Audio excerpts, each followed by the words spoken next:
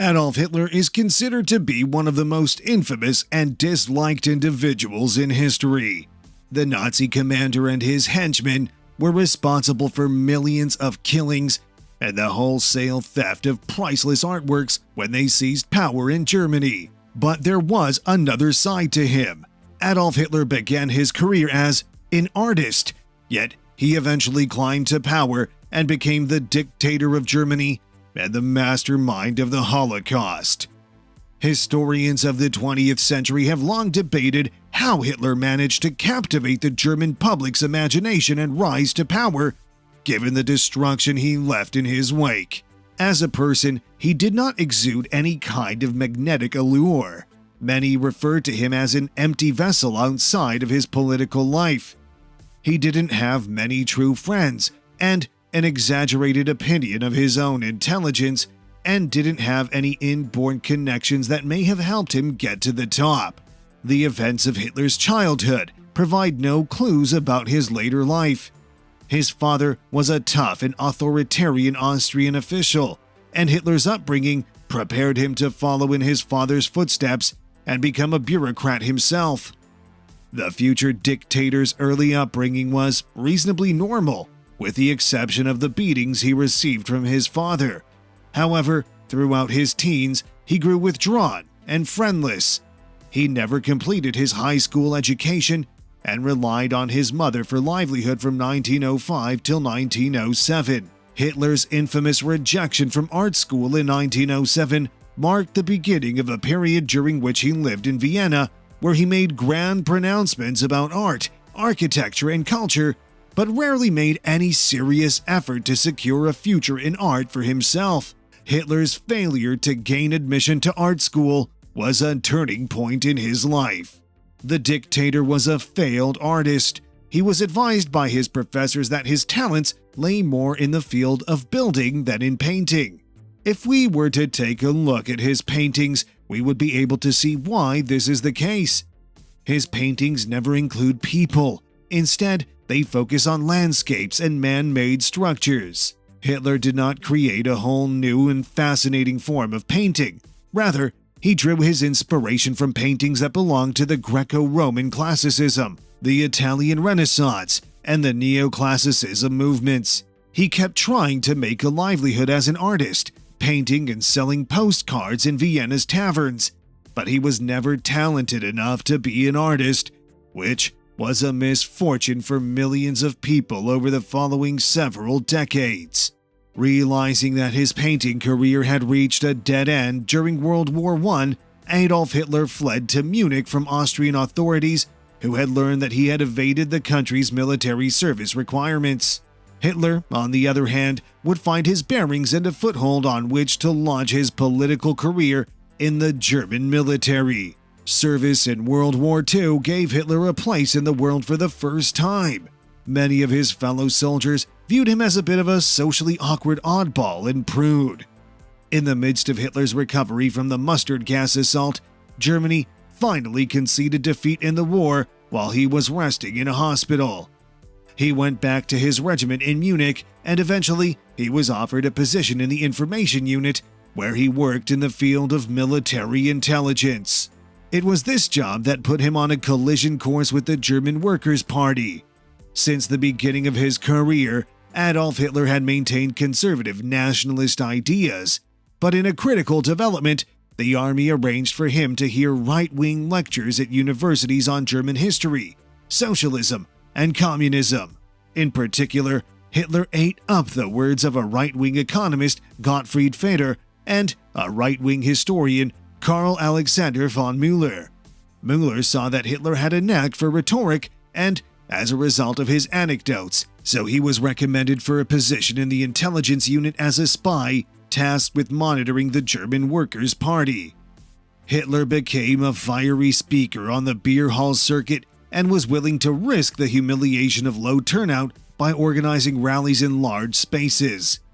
He rose quickly through the ranks of the party's hierarchy owing to his leadership abilities. In 1920, Hitler and the other leaders of the party changed its name from the German Workers' Party to the National Socialist German Workers' Party. Hitler was elected party chairman in 1921 and immediately assumed complete leadership of the Nazi Party. The once insignificant group started gaining new members and eventually absorbed other right-wing organizations.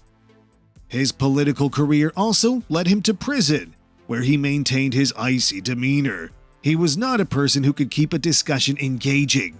When he was not in front of an audience, he was a somewhat uninteresting guy. Yet, something about being in front of an audience flipped a switch in him. He had the ability to milk an audience, mold it, and make it feel things. Hitler's path to power was marred by acts of violence. By 1923, he had reached the point where he felt confident enough to make an effort to violently topple the government of Bavaria, which he anticipated would ultimately lead to the toppling of the government in Berlin, the capital of Germany.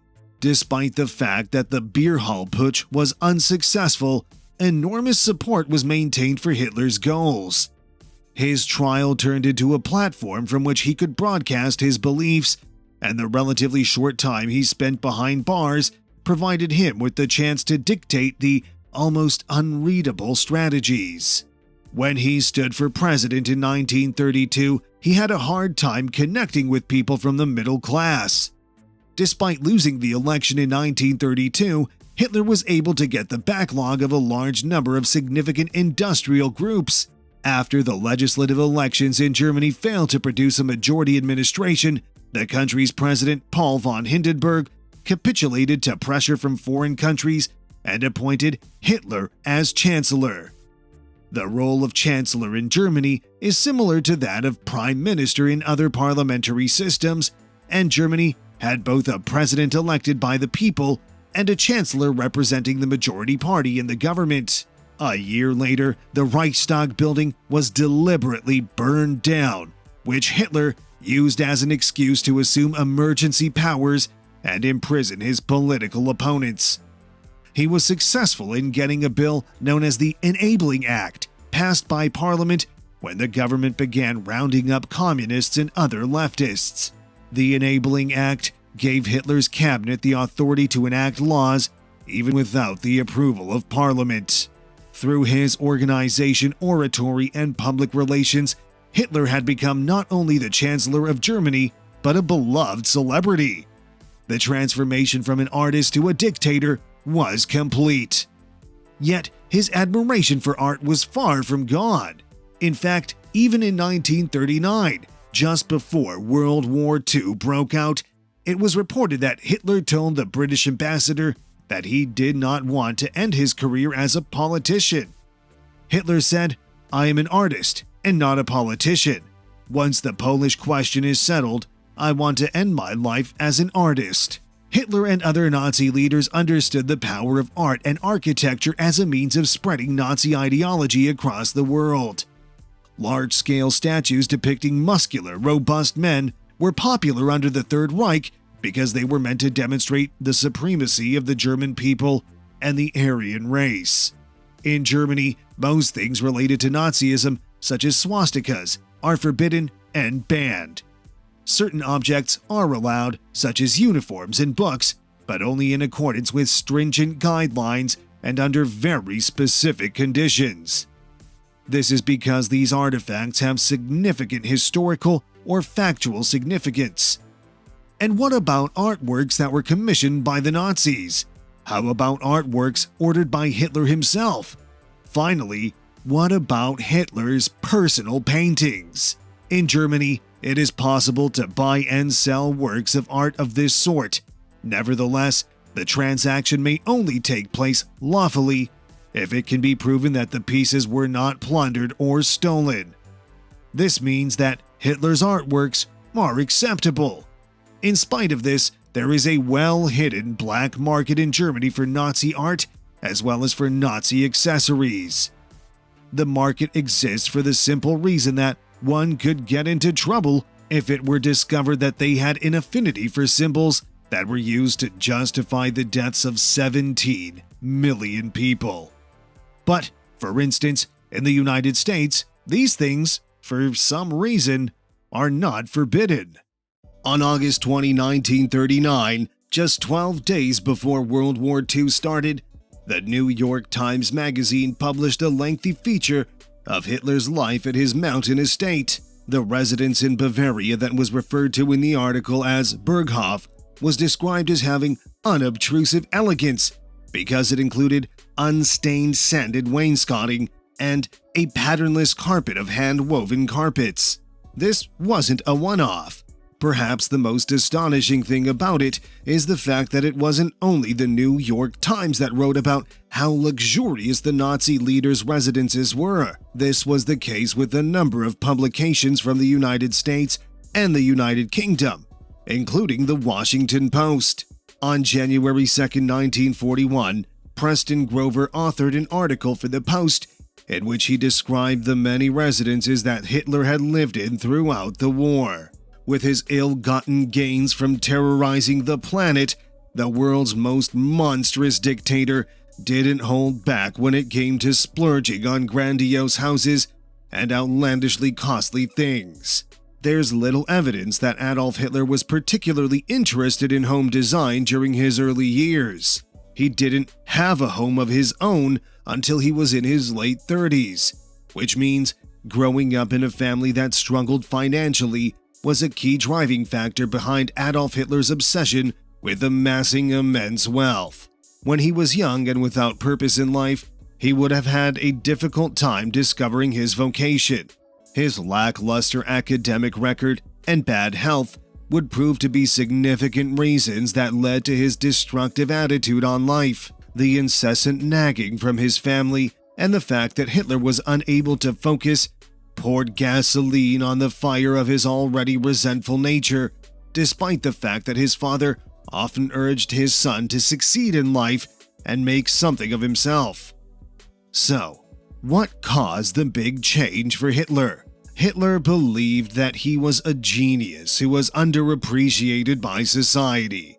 Hence, he was tremendously interested in attaining power, wealth, and societal advancement in order to reverse this perception. This obsessive pursuit led the future dictator down a road of cunning and deception because he was desperate to build a large wealth that would allow him to live a luxury lifestyle. The domestication of Hitler started in the late 1920s when the Nazi Party was attempting to broaden its appeal, especially to the middle classes, by seeming to be more mainstream in both their message and leadership. This was the time when Hitler began his shift toward domestic policy. In 1932, while the Nazi publicists were in the middle of a key election struggle, they dragged Hitler's private life into the spotlight in order to stress his moral and human nature and, as a result, win over bourgeois voters and women.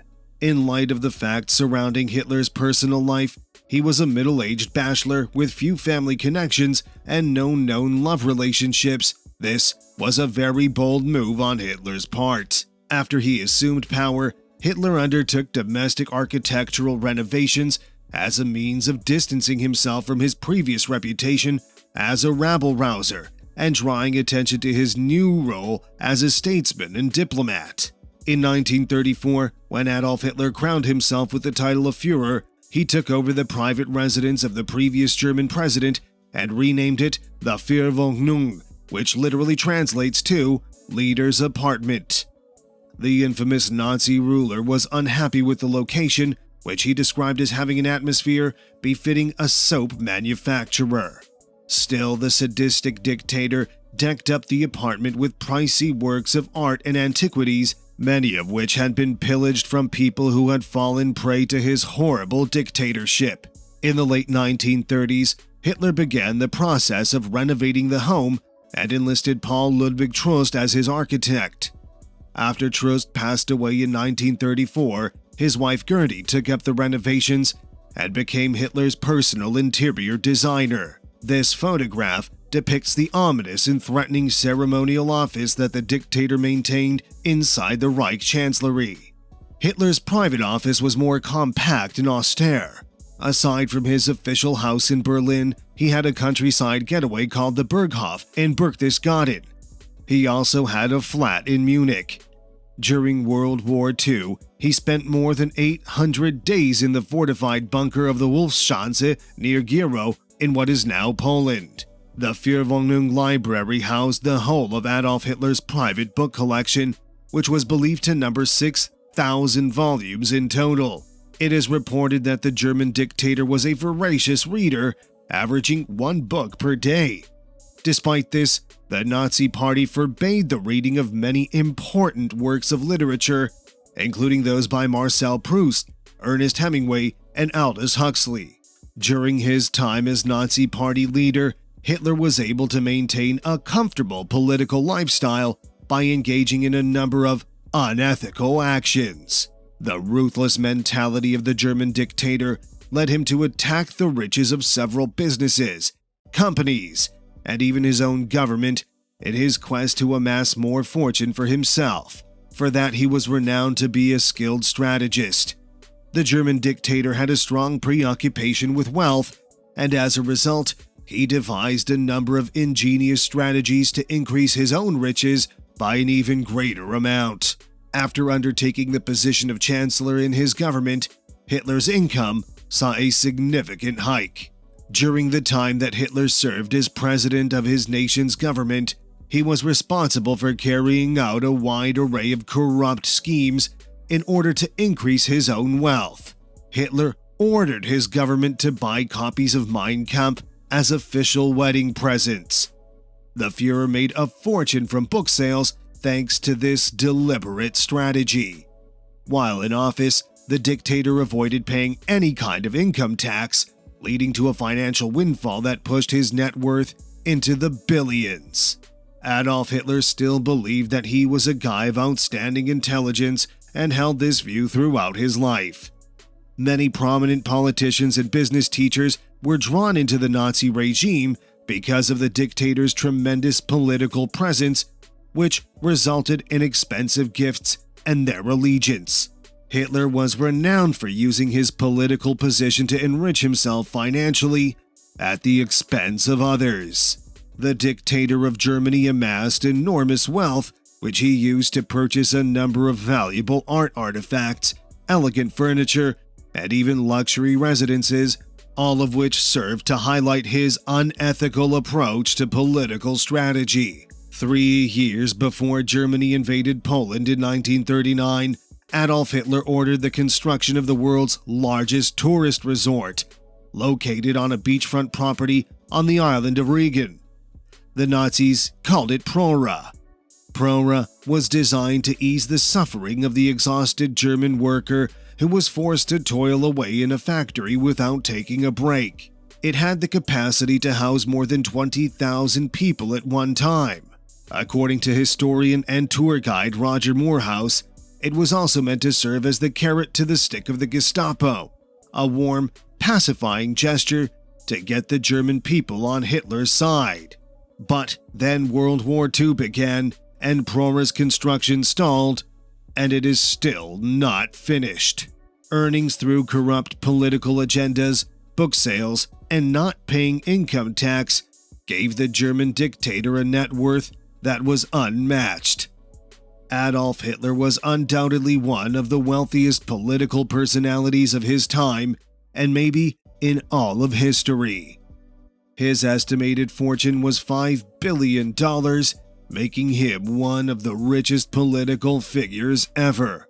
As a result of his contentious tenure as head of the Nazi Party, Hitler became one of the most feared and hate-inspiring political leaders in the history of the world. His unlawful methods, which he used to make personal financial gains, wreaked havoc on the German government and were ultimately disastrous for the German people. Hitler's corrupt attitude also caused the German government to fail miserably. The massive $5 billion empire of the German dictator was the hub of unfair and illegitimate actions. It was only after Hitler's death in 1945 that the Nazi leader's enormous wealth, which included artifacts, real estate, and luxury automobiles auctioned off at astronomical prices, was finally taken care of. Following his death, The Allied Control Commission transferred all of the Nazi leaders' real estate and financial assets to the state of Bavaria. The objective of Adolf Hitler to amass a large wealth was undoubtedly accomplished, but he did so at the expense of the livelihoods of a great number of people with the assistance of criminal activity.